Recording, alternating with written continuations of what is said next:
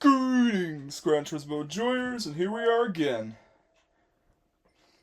And this time I decided to get out the Honda Beat.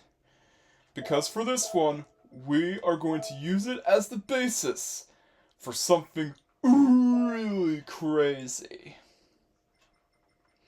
Yeah, I have a bunch of Honda Beats that I intended on using for engine swap basis.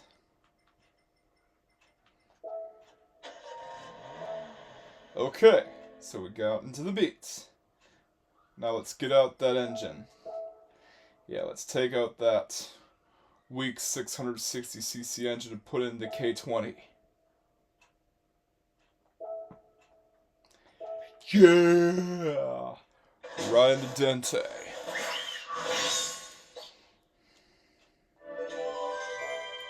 Yeah, as you can see, this car is going to be known as the Mini Dente. And you're going to see why it's going to be called the Mini Dente.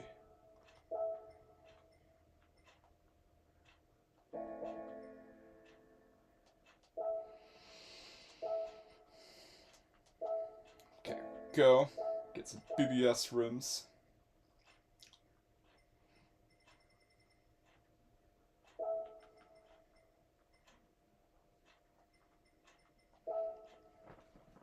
There we go. Let's ride the Dente.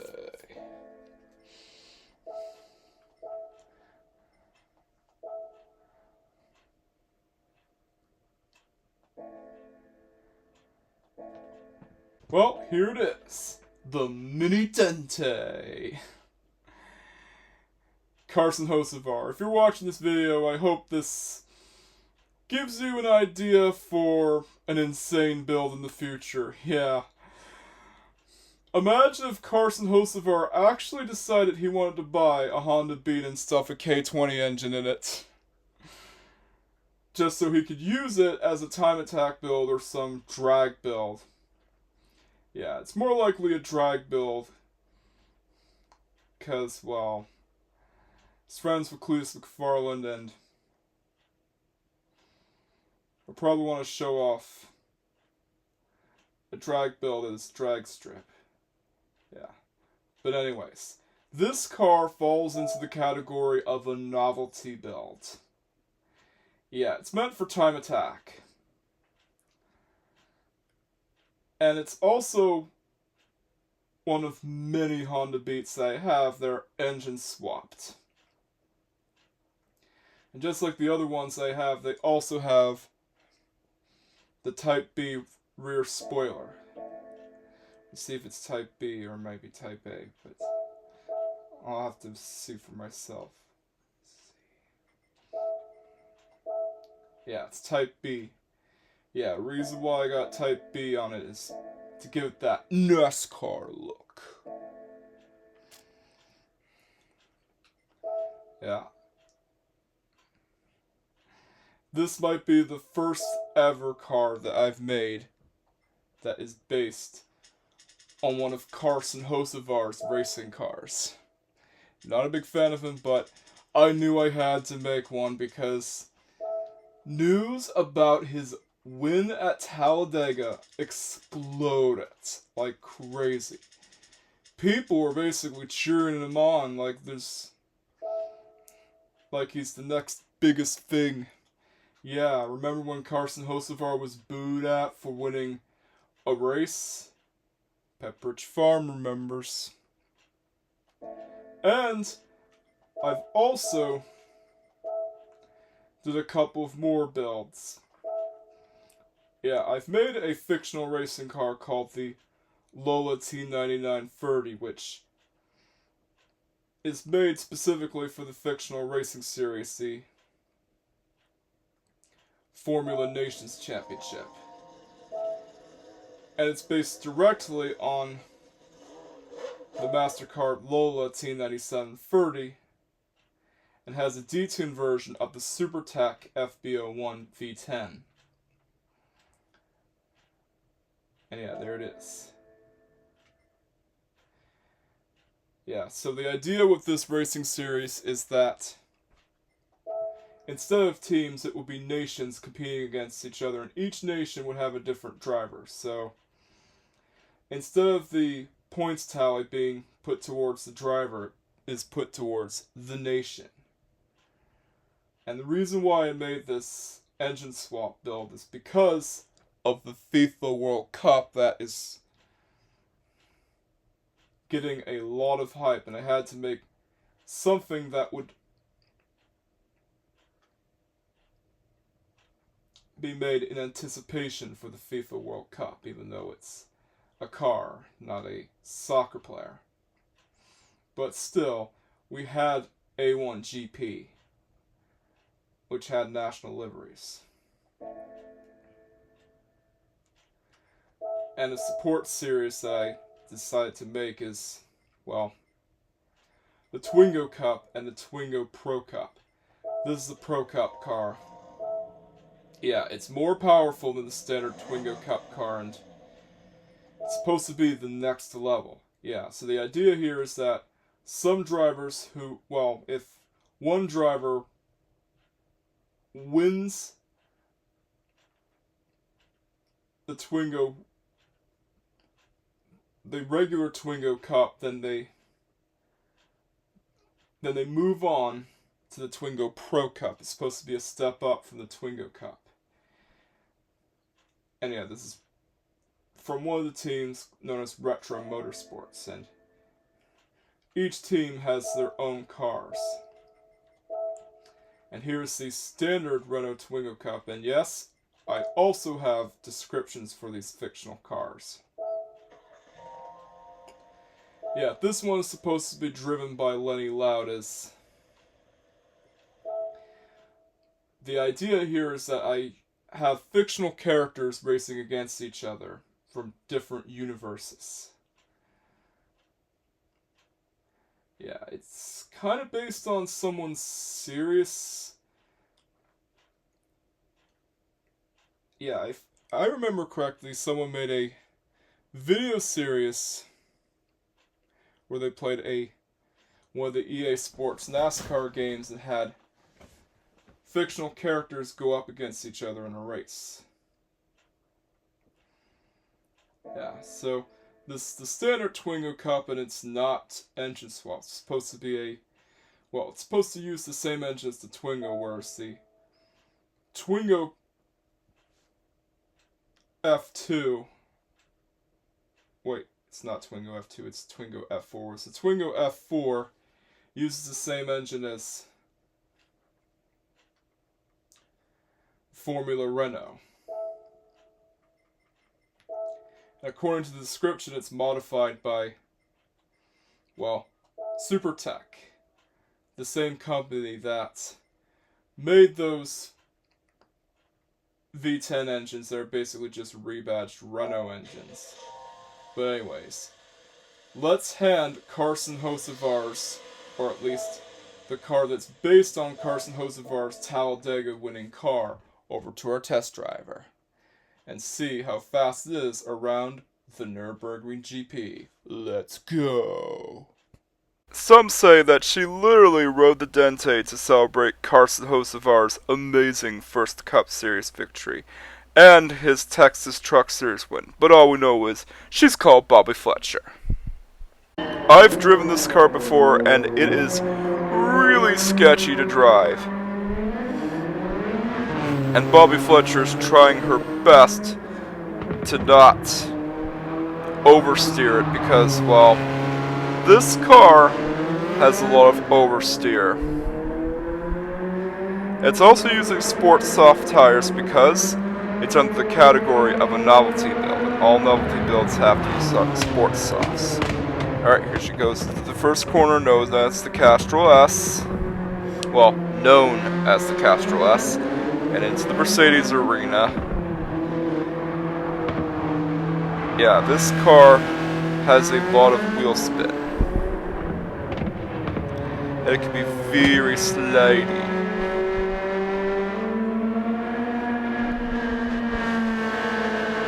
Yeah, there she goes, right at the Dente. Yeah, into the next set of corners known as the RTL and forward curve, and yeah, this is the first of the Honda Beat engine swapped builds that I decided to showcase here. And it's all because of Carson Hocevar's first NASCAR Cup Series win at Talladega. Yeah, after she tackles the forward curve, it's the Dunlop Care or the Dunlop Carousel. Yeah, and into the Michael Schumacher S. Yeah, she nearly got loose. She's just trying not to oversteer it. Yeah, and into the Kumo curve, and you also have to brake really late with this car due to how much wheel spin it has. Into the bit curve. Up next is the ITT Bogan, aka the flat out corner.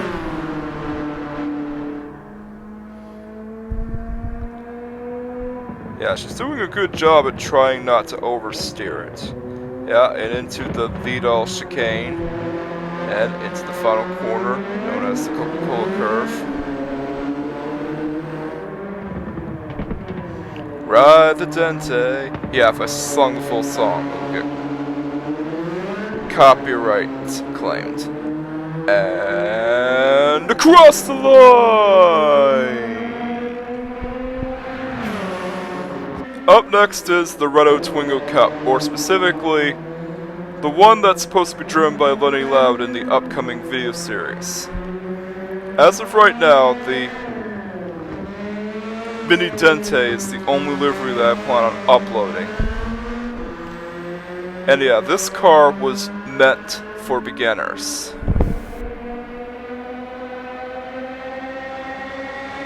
Here we go. The braking distance is a lot different with this car, as it's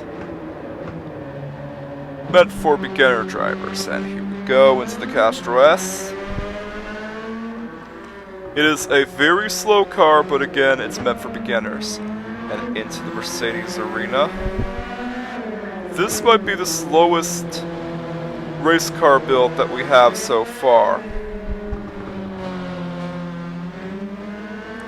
Okay, up next is the RTL and forward curve.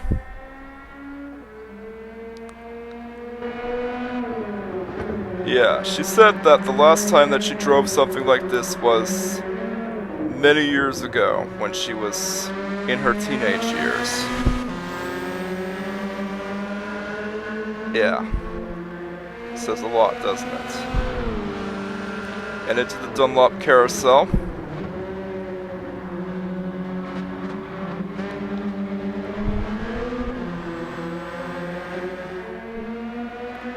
And into the Schumacher S.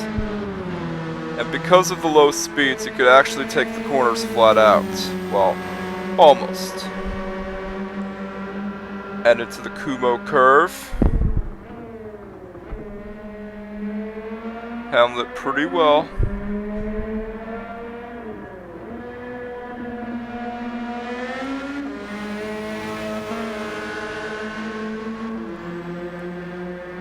And into the ITT Bogan, aka the flat out corner. And here we go into the Vidal chicane. Yeah, there's not much else to say here. It is a really easy handling car. It handles like a go-kart. And into the Coca-Cola curve. Here we go. And across the line.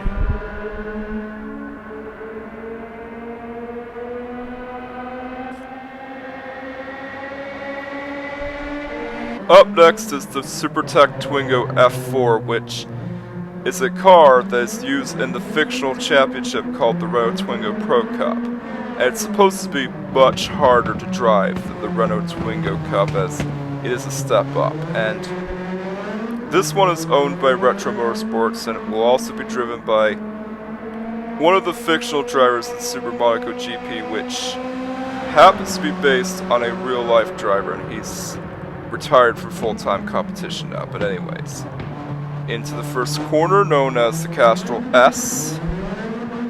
Yeah, She does it pretty well into the Mercedes arena, and the braking distance of the Renault Twingo Pro Cup, aka the SuperTech Twingo F4, is much sooner than the Renault Twingo Cup, because it's more powerful and it takes more skill to drive than the standard Renault Twingo Cup. Yeah, into the next set of corners, known as the RTL Ford Curve.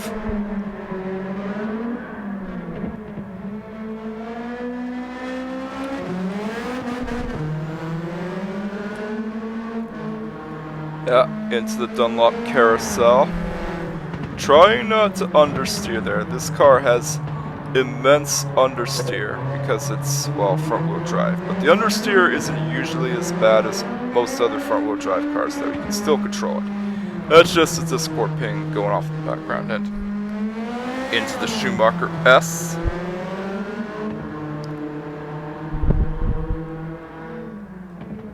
Into the Kumo curve and the Bit curve. And because this car is much faster, you can't really take the ITT Bogan flat out as much as the standard Twingo Cup. Yeah, there's a lot of wheel spin with this car. Into the Vidal chicane. Yeah, it generates a lot of wheel spin. Into the final curve, into the final corner known as the Coca-Cola curve. And here we go. I should say it. And across the line.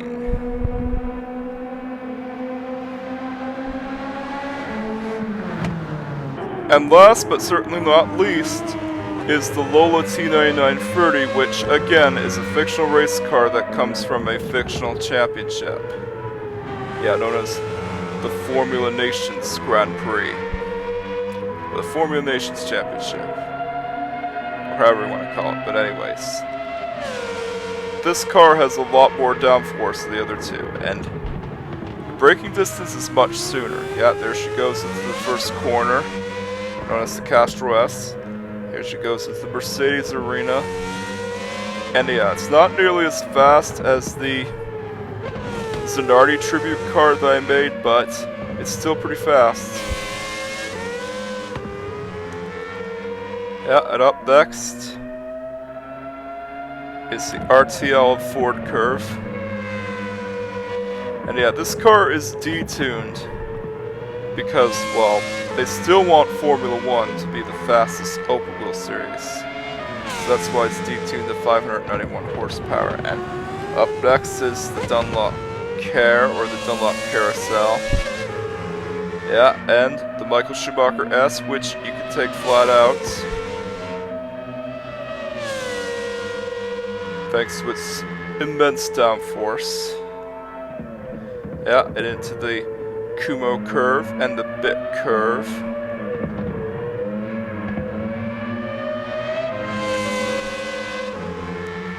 And it's the ITT Bogan, which is another flat out corner. And into the Vidal chicane. Yeah, broke a bit too early there. But oh well, better safe than sorry. And to the final corner known as the Coca-Cola curve.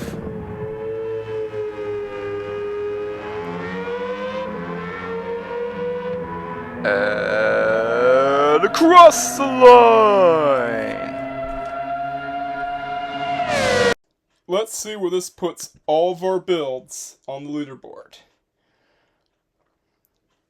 The Lola T9930 SuperTech build that I made has a 146-116, which means it's just 2 seconds slower than the Zanardi tribute car that I've made. So yeah, the Zanardi tribute car is still the fastest.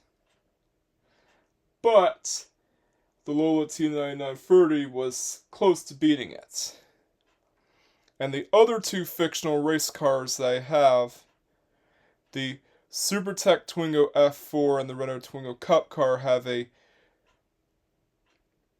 207-469 and a 213-810 respectively. And the Mini Dente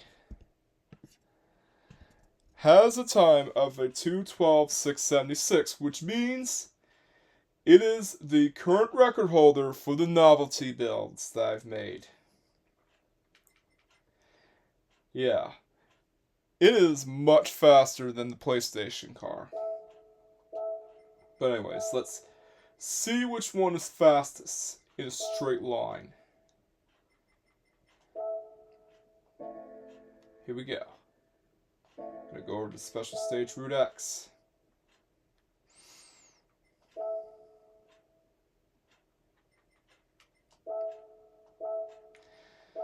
I really need that machine test feature back.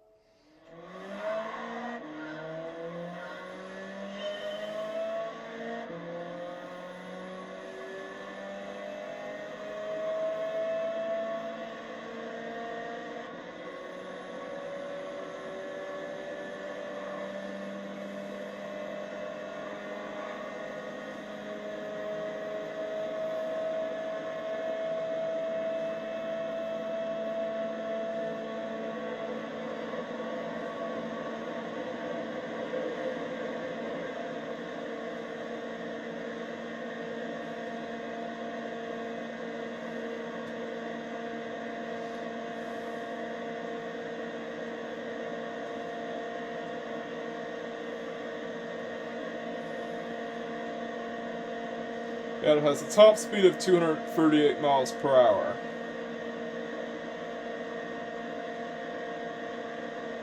Yeah, it's pretty fast for its horsepower rating, but it weighs next to nothing though, so what do you expect?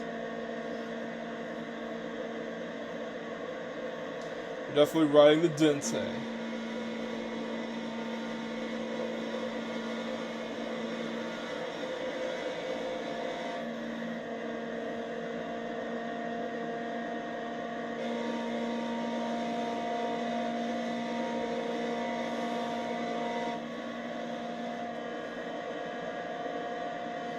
Yeah, I did an excellent job on this paint scheme, by the way. The other 7 is messed up a bit, but it's the side effect of having to compress it to fit the 15 kilobyte limit that it has.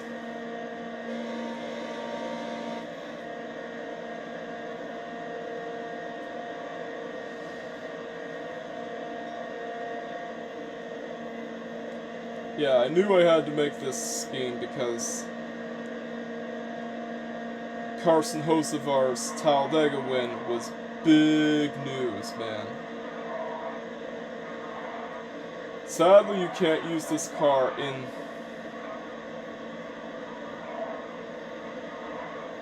the Clubman Cup Plus race and Special Stage Route X because it's not powerful enough, but it's definitely fast.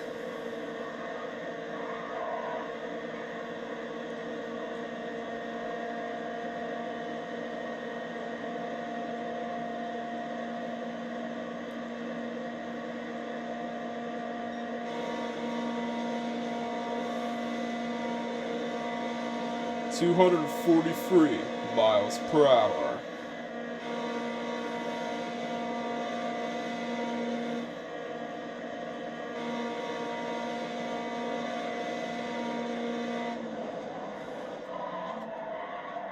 Yeah, it's very sketchy to drive.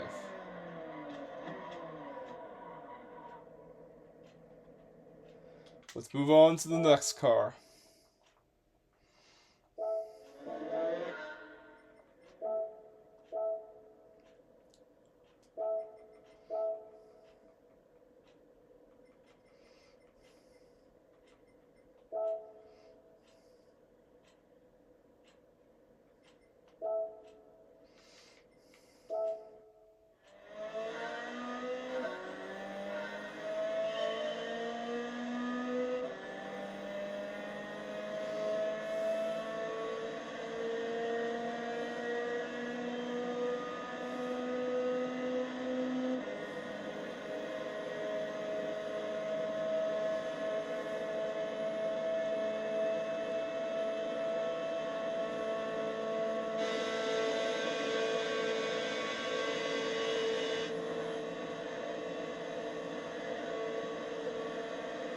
Yeah, it's not that fast.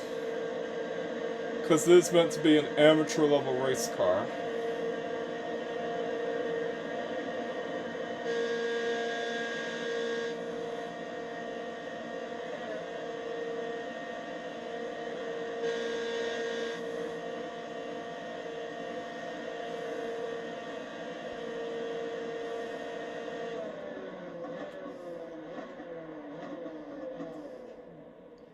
Let's take a look at the Pro variants of the Twingo Cup. The SuperTech Twingo F4. Yeah. Let's rock.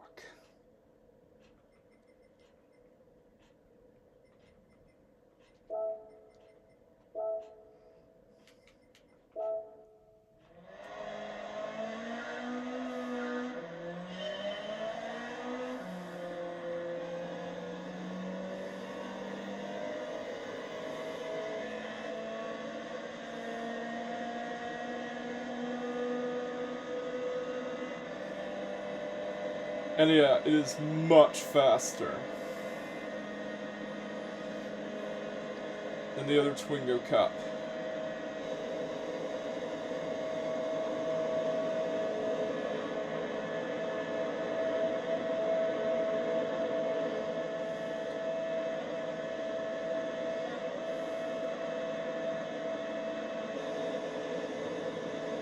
Has a top speed of 206 miles per hour.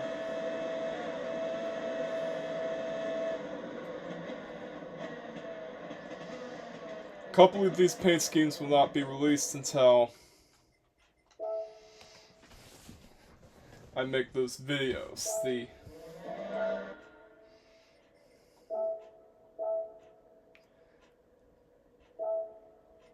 The Formula Nations Championship videos. Alrighty, last but not least is the Lola T99 30.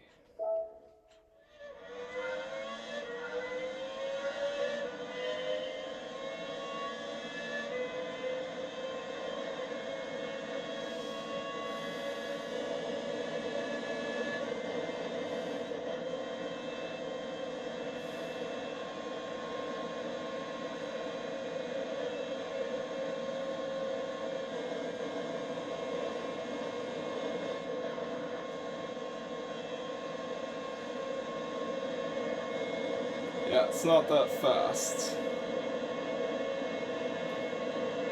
But it has one of the fastest records on the leaderboard. Although, drag does kind of limit it to 179 miles per hour. Which is only just 2 miles per hour more than Vanzilla.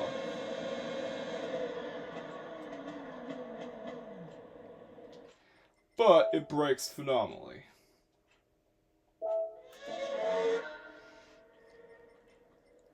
And you know where this video is gonna end. With a drive of the Dente. Well, the Mini Dente. Yeah. As of right now, the Mini Dente is the only paint scheme that I plan on releasing. Because the other ones are going to be saved for another video in the future.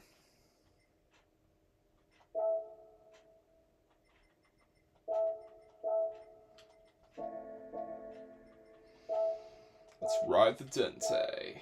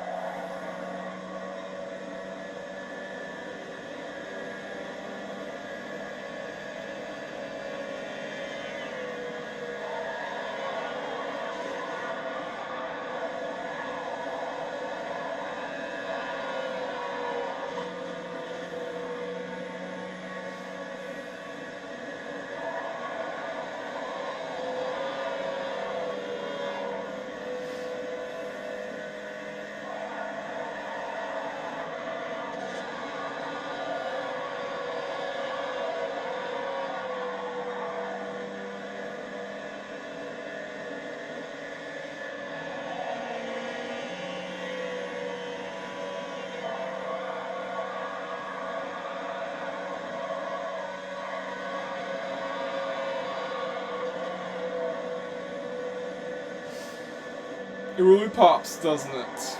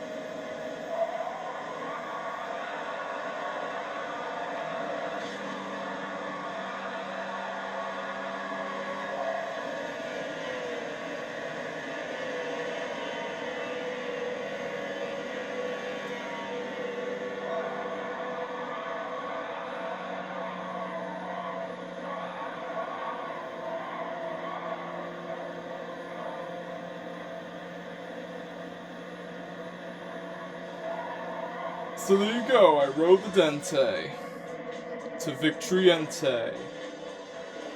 But stick around to the end because I have bonus content.